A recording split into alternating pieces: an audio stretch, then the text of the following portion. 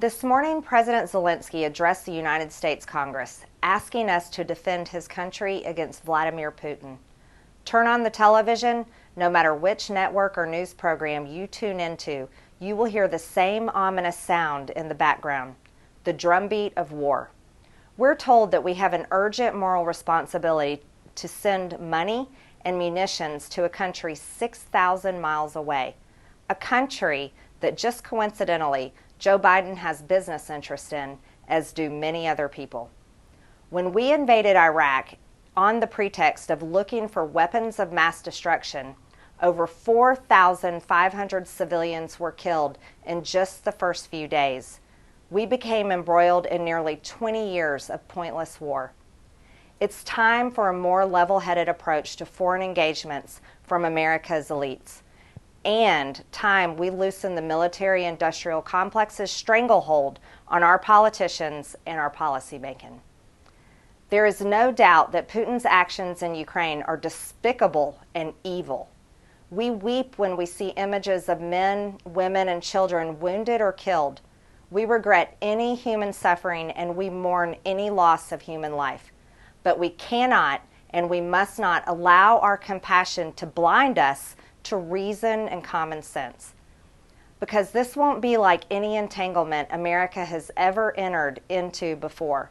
A potential war with Russia is not comparable to Iraq or Afghanistan. This is an 8-year-long smoldering conflict in which peace agreements have been routinely violated by both sides. It concerns a country in which Joe Biden, Nancy Pelosi, and Mitt Romney have direct financial interest.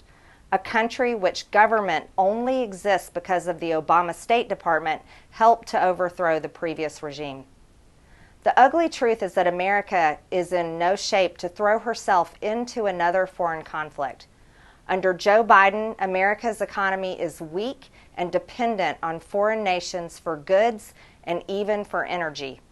And the more we involve ourselves in this foreign mess, the more we force our enemies and frenemies together, playing right into China's hands. Every move the Biden administration has made has hurt Americans and helped Putin. Our former allies are looking at us and wondering if we've gone mad. Just this week, Saudi Arabia, whose leaders won't even take a call from Joe Biden, indicated that they may be open to selling petrochemicals to the Chinese in their currency instead of U.S. dollars. It is impossible to overstate the consequences to America if the dollar loses its position as the preeminent international medium of exchange. Two competing global currencies will devastate our economy. We will have no power to prevent the worldwide famines that will surely follow sanctions that prevent Russia from exporting fertilizer, grains, and energy. If the petrodollar is eliminated as a result of Biden's incompetence, life as we know it in America will be over forever. The dollar will collapse. We will no longer control the undisputed world currency. Our economy will surely collapse thereafter under the massive debt administration after administration have so irresponsibly created. When my constituents from Georgia call into my office here in Washington, D.C., there is only one thing on their minds. Hardworking Americans living paycheck to paycheck don't care about foreign wars or foreign borders. They care about gas prices back home. They care about runaway inflation and the fact that a used car or truck costs 40% more today than it did last year.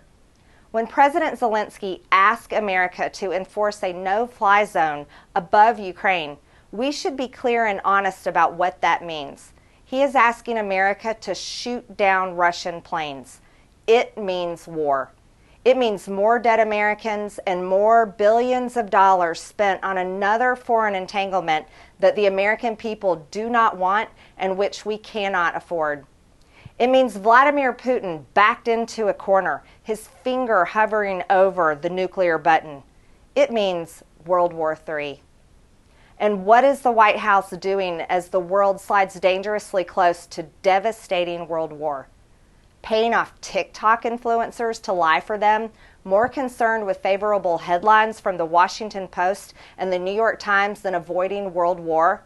More concerned with social media likes than protecting American jobs and families?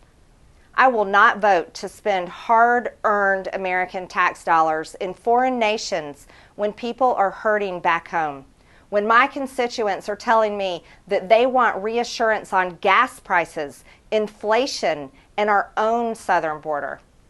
The plain truth is that Ukraine cannot join NATO, and we can only defend NATO nations. We win when America is strong, and so does the rest of the world. We win when we put America first and globalism last. President Biden may be barking and waving a stick, but no one is afraid. Our enemies know that he lacks both the will and the ability to see through his saber rattling. Biden's sanctions aren't working. They're just pushing Russia even closer to China. Russia has made $117.5 billion oil and gas deal with President Xi. Intelligent observers know that sanctions almost never work in the real world. They didn't work in Cuba, North Korea, or Iran. They're not working now.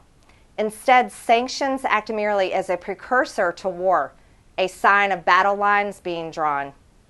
If we truly care about suffering and death on our television screens, we cannot fund more of it by sending money and weaponry to Ukraine to fight a war they cannot possibly win. The only effect of more arms and more money from America will be to prolong the war and magnify human suffering. I don't know about you, but I don't want to be responsible for creating even more refugees and orphans in an already traumatized and dysfunctional world. Under the Biden regime, America can't even get a grip on the illegal invasion at our own southern border. Biden's omnibus bill contains $14 billion for Ukraine, but not a dollar for our own border, across which deadly Chinese fentanyl pours every single day. Yet America's citizens are being expected to fund and arm troops resisting an invasion halfway across the world. This is madness. It cannot be allowed. The truth is that under Biden, America is no longer in charge on the world stage. Our friends and enemies alike see this once great nation led by a weak, dementia-ridden fossil in the White House. They know, just as we know, that his failures have led us directly to this point. Joe Biden's weakness and his string of unforced errors paved the way for Putin's invasion of Ukraine. Now his dangerous negligence and Hunter's shady business dealings risk dragging America into World War III. We cannot allow it. Cooler heads must prevail. Joe Biden created the conditions for Putin's invasion into Ukraine when he lifted the sanctions on Nord Stream a year ago. So we began this process from a position of weakness. We can end it in strength, but not by providing guns or cash. We can end in strength by providing a negotiating table. We have to show our allies that we have the ability, the wherewithal, to be able to negotiate something like this. Our nation can start to repair its tattered international reputation and protect its own citizens by bringing Presidents Zelensky and Putin to the negotiating table and fulfilling America's promise as an arbiter of peace. It's not our responsibility to give President Zelensky and the Ukrainian people false hope about a war they cannot win. But given the Obama State Department and the Biden administration's interference in Ukraine over the years, we do now have a duty to help peacefully resolve the conflict by brokering peace talks and a successful, peaceful resolution. We can do all this without sending a dime and without shipping bombs to further inflame a war whose outcome already seems certain. We can do it without risking the dollar and therefore risking our economy, our jobs, and our homes.